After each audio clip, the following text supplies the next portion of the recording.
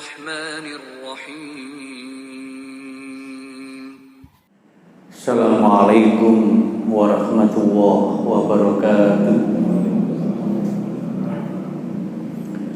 Alhamdulillah, alhamdulillahilladzi ala ni'amihi dhahirati wa batinati qadi'an wal hadisan wa ala binikmatil iman wal islam wa ala binikmatis syifa wal farrah. Asyhadu an la ilaha illallah wa asyhadu anna Muhammadan abduhu wa rasul la nabiyya ba'dah. Fa inna asdaqal hadis kitabullah wa khairu hadi Muhammad sallallahu alaihi wasallam wa syarrul umur muhdatsatuha wa kulla muhdatsatin bid'ah wa kulla bid'atin dhalalah wa kulla dhalalatin finnar. Al hadis. Hadirin jamaah salat zuhur ingkang kawula hormati, lebih khusus dumateng imam salat zuhur yang dimuliakan oleh Allah. Alhamdulillah, di sela-sela kesibukan kita pada siang hari ini, kita masih terpanggil untuk menghidupkan, memakmurkan masjid yang kita cintai ini, dengan harapan semoga keikhlasan istiqomah kula panjenengan benar-benar dibalas oleh Allah Subhanahu wa taala. Dan kita semua nanti kelak ketika mengakhiri kehidupan ini, kita semuanya tercatat di hadapan Allah sebagai hamba-hamba yang husnul khotimah. Amin, amin ya rabbal alamin.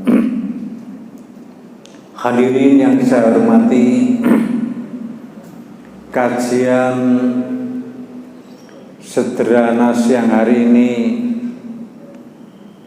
saya angkat sebuah tulisan dari Mahbab Al-Juhaili.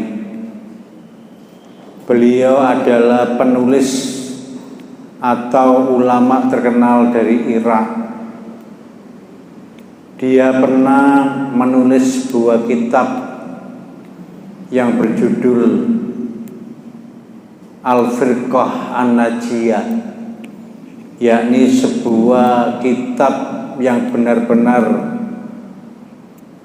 terkenal di kalangan para santri, yakni kitab masalah golongan-golongan yang selamat, Al-Firqah An-Najiyah. Ing dalam kitab niku para hadirin, Mahbab Al-Juhaili menerangkan ada 3 tugas manusia. Jadi tugas kita itu mungguhi Mahbab Al-Juhaili niku wonten 3. Yang pertama adalah kita sebagai wali Allah, sebagai wakil-wakil Allah di dunia.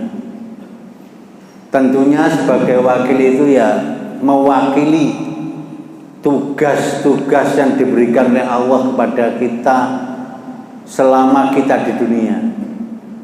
Pertama adalah waliullah. Yang kedua para hadirin, tugas kita adalah hizbullah. Hizbullah itu adalah pasukannya Allah. Artinya apa? Yang dinamakan pasukan berarti menjaga keamanan. Jadi keamanan Islam. Kalau Islam diinjak-injak berarti kita sebagai penjaga Islam harus bergerak. Tidak boleh diam, tidak boleh masa bodoh dan sebagainya. Ini adalah Hizbullah. Tugas ketiga adalah Nasrullah, penolong agama Allah. Jadi tugas ketiga ini penolong agama Allah. Artinya apa? Menolong ajaran-ajaran Allah, baik yang berada dalam Al-Quran maupun As-Sunnah, baik yang telah dijelaskan secara gamblang maupun yang tersurat di dalam Al-Hadis Allah. Karena Allah memberikan Al-Quran dan Al-Hadis itu adalah nahnu nazzalna dzikra wa inna lahu lahafidun. Saat temene ingsun Allah yang menurunkan Al-Quran dan yang menjaganya. Tidak hanya Al-Quran saja, termasuk hadis-hadis sahih itu juga dijaga oleh Allah. Kalau kita menjadi Nasrullah, menjadi penolong agama Allah, jelas tentu bisa menjaga Al-Quran dan As-Sunnah. Dengan cara apa? Dengan cara menghafal, dengan cara membaca, ataupun mengkaji Al-Quran dan As-Sunnah seperti ini. Ini berarti kita Nasrullah.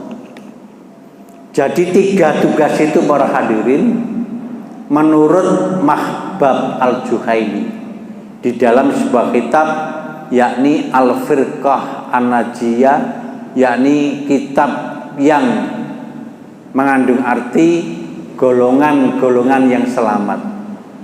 Insya Allah kitab ini sering dikaji oleh teman-teman salafi, teman-teman yang benar-benar sikok ing dalam agama.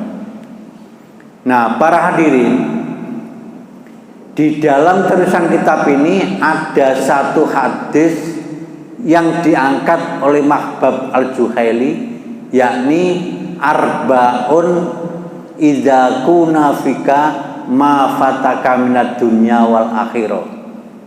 Ini yang menjadi tema kajian siang hari ini, yakni ada 4 hal.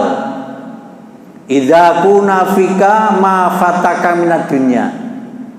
Apapun background kita, kalau kita benar-benar menjaga 4 hal ini, ma fataka minad dunya wal akhirah, kita tidak akan celaka hidup kita, baik dunia maupun akhirat.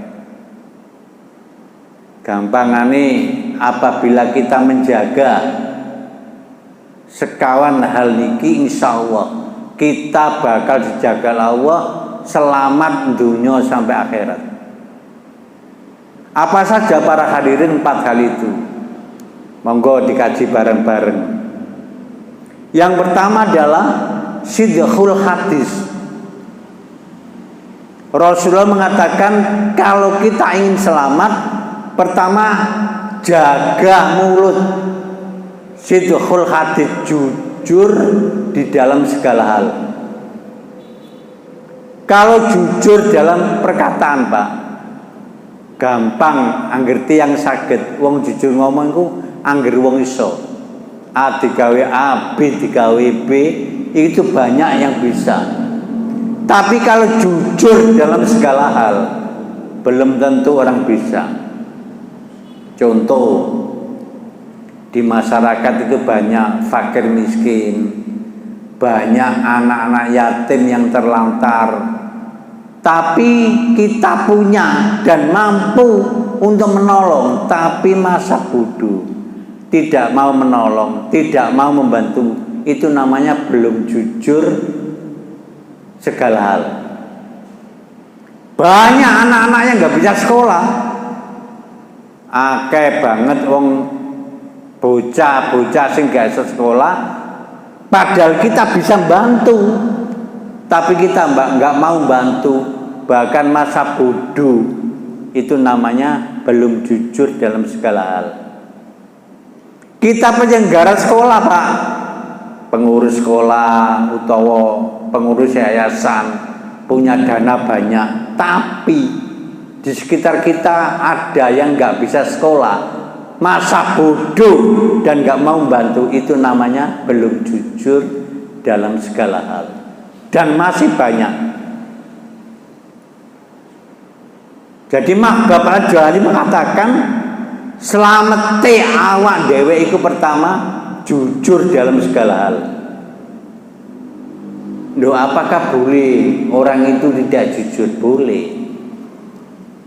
Tiang tidak jujur niku oleh Pak dalam 3 hal juga. Nopo? Ketika waktu perang. Jadi ketika kita perang itu boleh goro.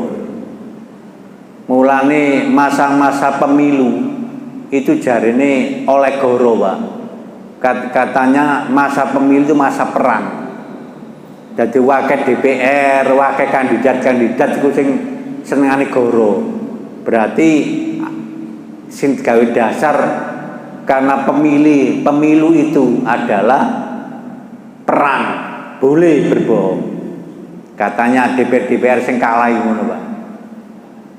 Kemudian yang kedua, orang bisa boleh berbohong itu adalah ingin menyatukan 2 saudara yang bertikai. Jenengan ketua takmir, kok ono jamaah sing loro sing tukaran nek. Ono jamaah sing pecucu-pecucuan nek. Jenengan pihak ketiga boleh berbohong. Omongane jamaah nang jamaah B dikemas, bicarane jamaah B tidak tersinggung, itu boleh. Omongane A digawe nang B berbohong, itu boleh. Yakni berbohong dalam rangka menyatukan 2 saudara yang bertikai, itu boleh. Jenengan menjadi orang tua misalnya, punya menantu 2, duwe mantu loro kok saingane, kok tukarane, sampean dadi mertua boleh berbohong. Omongane mantu pertama sing eleng-eleng mantu kedua jenengan kemas, bicarane menjadi adem omongane, boleh. Jadi berbohong dalam rangka ingin menyatukan 2 orang yang bertikai diperbolehkan dalam agama. Yang ketiga, para hadirin, tiang niku oleh goro nalikane istri kepada suami atau suami kepada istri, tanda kutip untuk kebaikan. Jenengan berbohong nang bojo iku oleh, sing penting berbohongnya itu kanggo keapian. Contohnya piye, Pak? Contohnya misale wong contoh iku kan gampang. Sampean gaji nek nggone kantor iku misale 5 juta misale.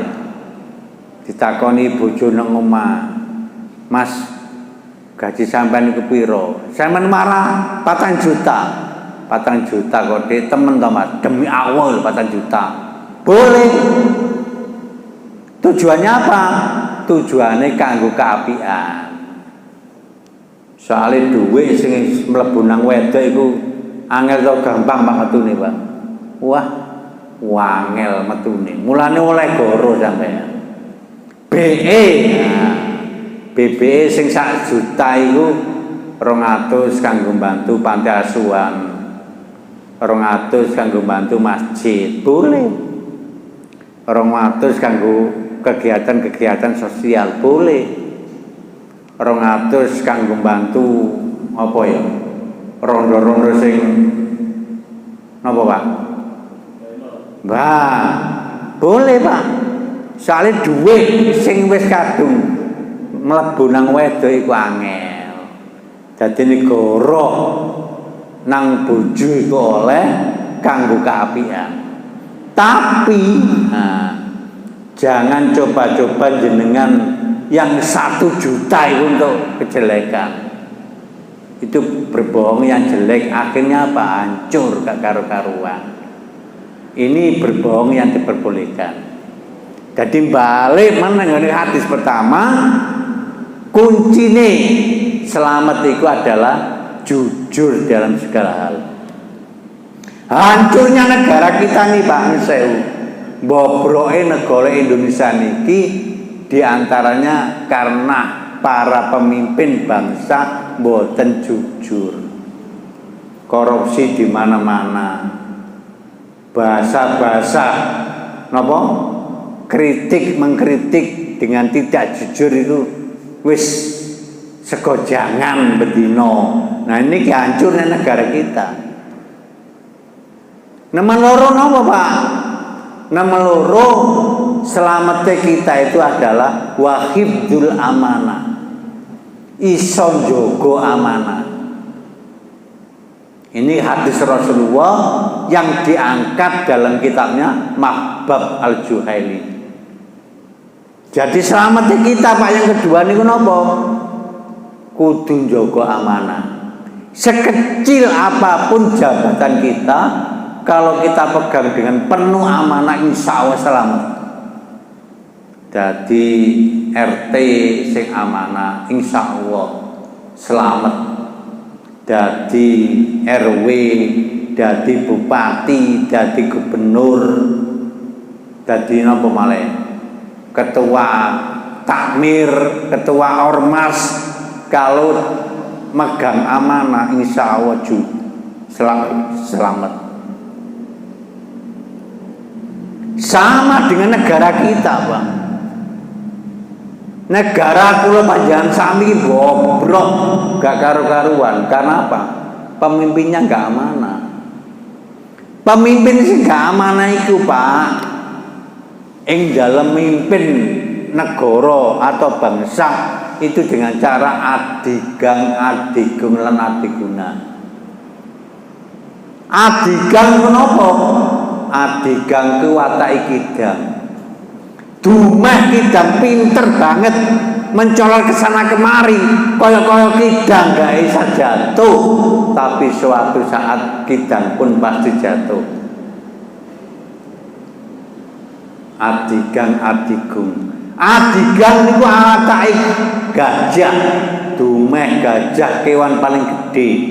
Kewan cilik di teradung dimakan, tapi ingat, gajah kalah dengan seekor semut.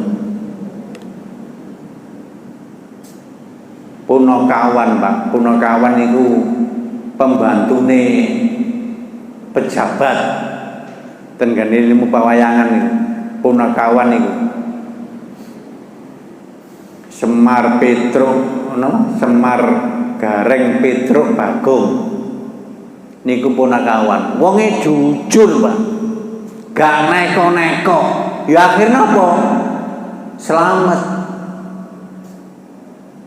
Samir Khairon Fatalkul Bago, Semar Gareng Petruk lan Bagong.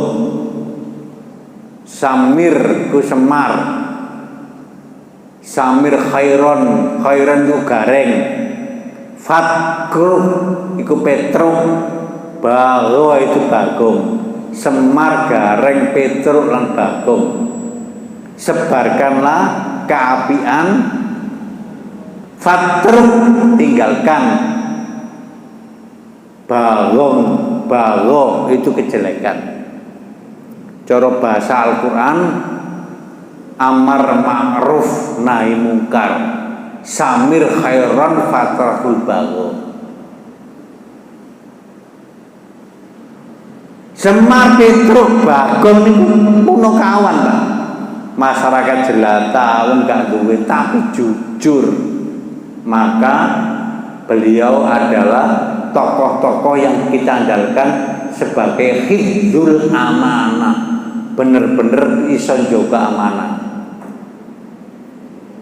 Nah, harapan kita itu pemimpin yang akan datang 2024 iku pemimpin sing amanah. Koyok watake Semar Petruk lan Bagong punakawan iku. Ora adigang, adigung lan adiguno. Adiguno iku watake ula. Dumeh ula iku pinter banget ngupas ngomong sagaleme dhewe janji kekaruan. Begitu dadi lali karo janjine iku watake adigang adigung lan adiguna. Maka kata Rasulullah, selamete negara, selamete kula panjenengan sami itu adalah diantaranya hifdzul amanah, iso njogo amanah. Kemudian yang ketiga, nopo? Yang ketiga adalah wa akhlakul karimah atau wasidkhul hadis wa idkhul karimah, akhlak sing apik. Selamat iku kula panjenengan, Pak. Sing nomor 3 ku akhlak sing bener, akhlak sing apik.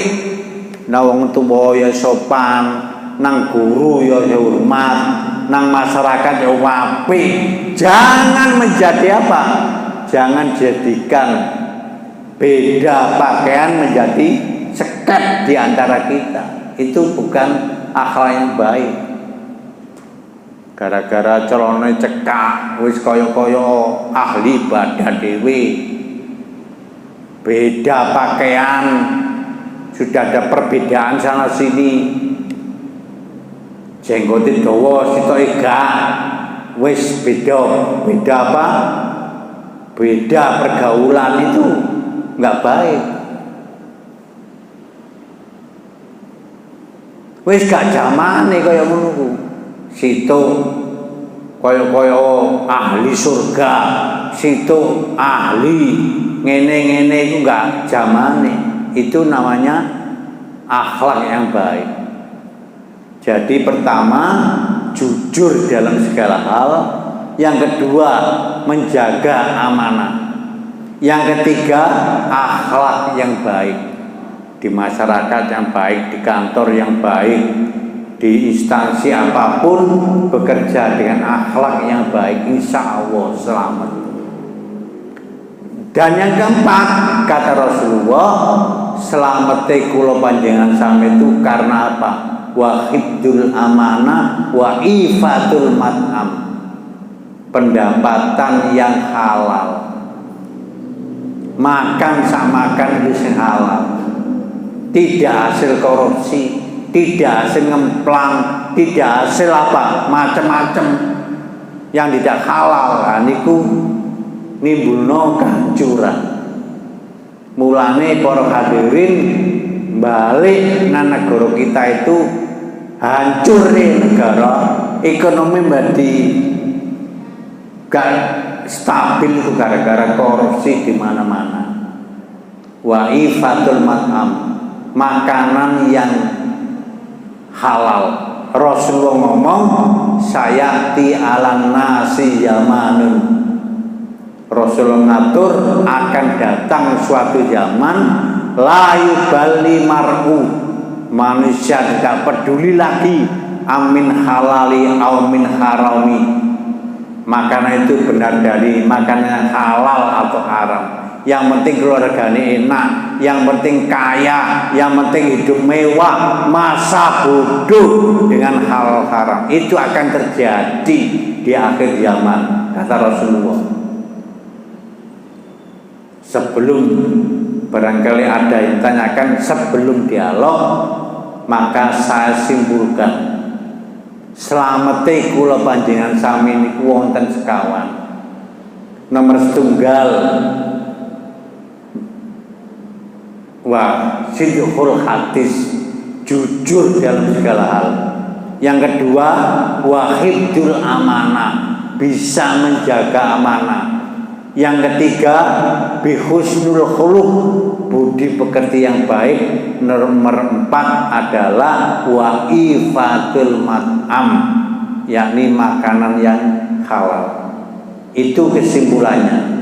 Jenengan bisa membuka materi saya ini di sebuah kitab yang berjudul Firqah An-Najiyah, yakni golongan-golongan yang selamat.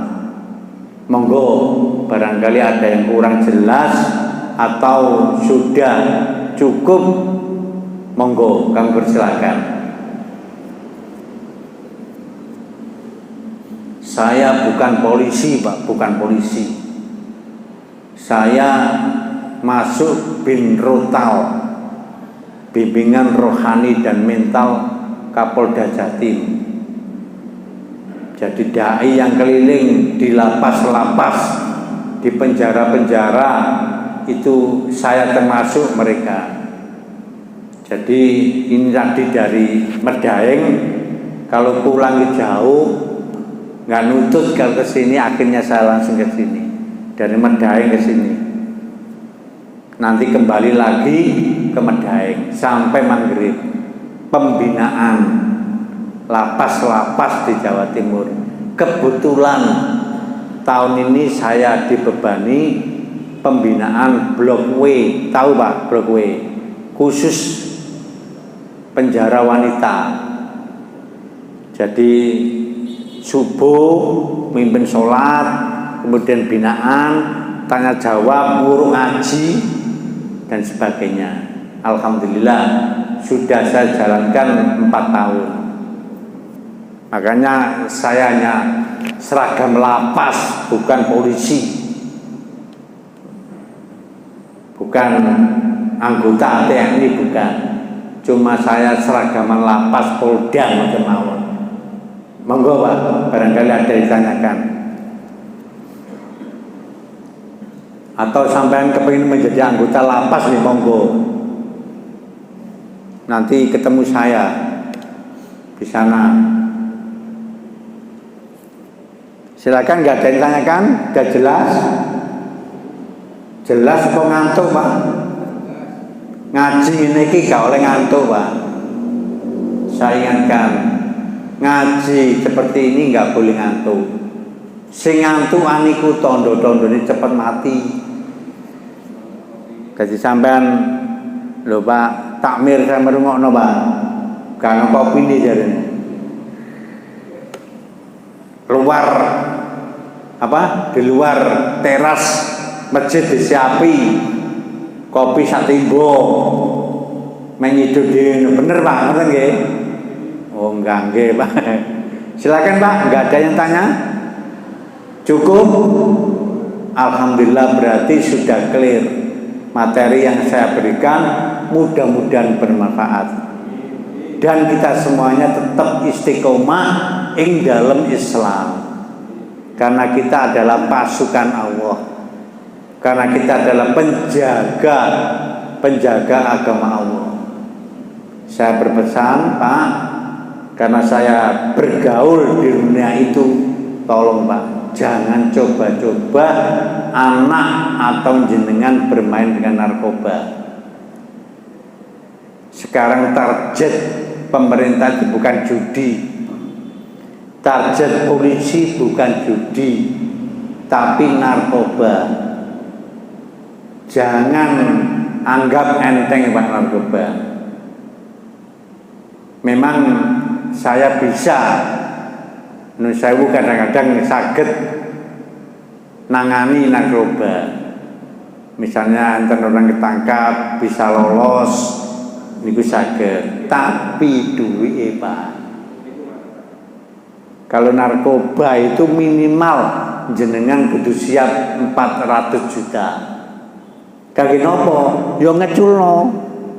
Itu sudah nggak rahasia lagi, saya buka di sini. Makanya jenengan hati-hati. Polisi itu sekarang pinter-pinter Pak, alatnya canggih-canggih. Saya ini dipegangi alat sama Kapolda. Jarak 1 kilo orang yang bawa narkoba itu kelihatan Pak, berbunyi. Jadi alatnya seperti polpen di sini. Nanti kalau jarak 1 kilo itu bunyi Pak, tit tit tit tit, pasti tertangkap. Mulane ono narkoba jarak 24 jam pasti ketangkap. Nah, tapi tugas saya bukan itu. Tugas saya ini adalah lapas-lapas yang kriminal dan politik. Kemarin saya ketemu dengan siapa? yang menggandakan uang itu tiap hari. Siapa Ki Ajeng siapa itu tiap hari ketemu. Ya, terus pernah ketemu dengan Mas Ahmad Dhani. Dianggap Ahmad Dhani itu pelecehan agama. Ya ketemu saya di Medaeng, ngobrol-ngobrol dan sebagainya. Karena Ahmad Dhani dikatakan apa? Dikatakan pengikut Syekh Siti Jenar, pengikut sesat. Memang Mas Ahmad Dhani itu enggak ada kaset yang berjudul Thanks to Lemah Abang. Jadi cover kasetnya itu ada tulisan Thanks to Lemah Abang. Thanks to terima kasih, Lemah Abang itu adalah Syekh Siti Jenar. Makanya Mas Ahmad Dhani dikirimi bom buku itu karena Ahmad Dhani dianggap aliran sesat. Itu yang saya tangani. Jadi kalau jenengan kok ada di kampung-kampung aliran yang tidak jelas, sing ngaku nabi dan lain-lain, laporkan kepada saya. Tugas kula ngoten Pak, namung ngoten tok. Kemudian diproses hukum, kemudian kita luruskan. Nah, sekarang saya di Bali 2 tentang aliran sesat dan tahanan wanita. Itu saya. Mudah-mudahan bermanfaat. Kalau ada masalah-masalah kriminal Pak, tolong barangkali saya bisa bantu jenengan. Lebih-lebih masalah narkoba. Karena tim saya adalah tim penangkapan dan tim pembinaan. Mudah-mudahan bermanfaat. Kurang lebihnya saya mohon maaf. Billahi taufik wal hidayah. Assalamualaikum warahmatullahi wabarakatuh.